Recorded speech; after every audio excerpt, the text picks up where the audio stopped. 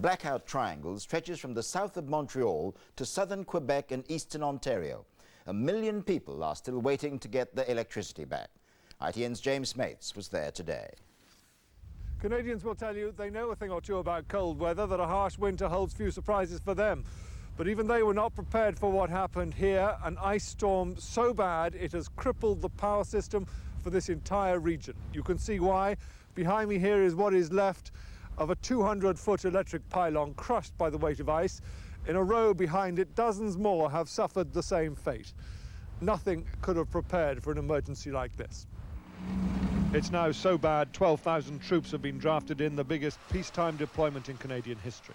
Their task, along with the police, is to persuade people if possible, order them if necessary, that it's too cold to stay at home any longer without heat or light. This is something we feel we have to do to convince people to leave their homes. The shelters are basic, they're crowded, but they are warm. For youngsters, maybe it's okay, not for our age. The storm was a freak of nature. Warm air in the upper atmosphere meant water fell as rain, not snow. 3 inches of it that froze solid the moment it hit the ground. Absolutely beautiful, but disastrous. The weight of ice is still bringing down trees. Getting the power back on is not a matter of just fixing a few broken lines. Tens of thousands of poles and pylons are down. It's a massive reconstruction project that could take well into next month. In the meantime, hundreds of thousands of people must do without. Even in central Montreal last night, one half of the city only had light, the other was cold and dark. Don't be fooled by this sunshine. The temperature here this afternoon is around minus 20 degrees Celsius, with no sign of it getting any warmer soon. Being without power in these conditions is not just unpleasant, it is very dangerous. James Mates, News at 10, Montreal. The music industry is now one of Britain's biggest and most successful, and the government today announced the composition of a new forum to help keep it that way. Top of the agenda, the problem of record piracy. Hazo Arts and Media correspondent Katie Derham. Simply Red's Mick Hucknall has long been a friend of the Labour Party. Now he's been asked to join a forum of music business insiders who will guide the government on music matters. A top priority will be a crackdown on music piracy. 1 in 3 CDs sold worldwide is manufactured illegally, and that's a problem close to the hearts and pockets of members of the new forum. We lose on a global basis an inordinate amount of money, in which case they lose, the government loses an inordinate amount of money. So there's a natural thing that can benefit both parties. Musicians will be grateful for anything that aims to stop criminals siphoning money out of the industry, especially as the internet and digital technology are making piracy even easier. But beyond this, what can any government really do to influence something as creative as music making? Government shouldn't be intervening just for the sake of intervening.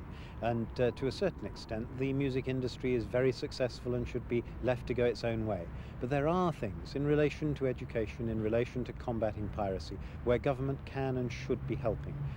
With the British music industry worth more than £2 billion a year, of which a substantial share is taxes, it's no surprise that the government is keen to give all the help it can. Katie Derham, News at 10, Central London.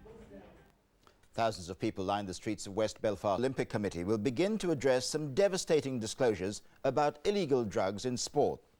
Old secret police files now confirm the extent to which East Germany's athletic successes in the 1970s and 80s were built on steroids. It did serious damage to athletes. One has now changed sex. But it's also led to growing pressure for their medals to be taken away and awarded to the people they defeated. People like the British swimmer Sharon Davis. Bill Neely has tonight's special report from Berlin. Germany's top athletes in training this week.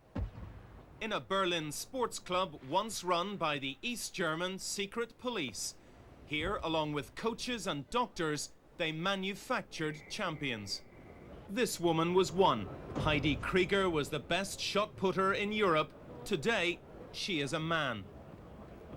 Heidi's coaches fed her so many steroids to make her stronger that her appearance changed and her voice deepened. Ich war ein Mädchen, klar. Yes, I was a woman. I was stared at in the street, I had muscles, but I felt great. Ich für meine Person fand es gut, dass sie Kraft hatte, dass sie Muskeln hatte. But the steroids changed her body so much that last year she changed sex. Krieger was the product of communist East Germany's obsession with building champions to beat the West. This Berlin swimming pool was at the very heart of the East German scandal. Here, for nearly 20 years, East Germany's top swimmers were trained and drugged. And from here, dozens of swimmers set out and won Olympic glory. Rita Reinisch won 3 Olympic golds. Her East German coach had put her on steroids at 16. I had to go to his room in the swimming hall, and he gave me the pills, and he told me, take these pills, they are vitamins, they are good for you. Investigators have now found documents proving that thousands of athletes were boosted by drugs. Most of them did not know.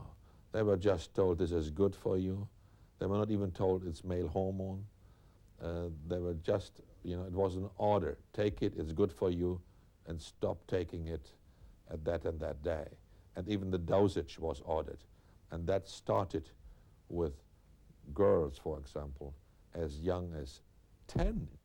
East Germany's drug program had a dramatic effect on the number of medals they won. In 1968, when doping had just begun, East Germany won 9 gold, and with silver and bronze, a total of 25 medals.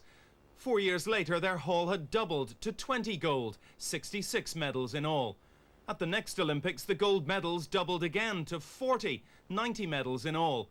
4 years on, it was 47 golds, 126 in all, and it stayed like this until the state collapsed.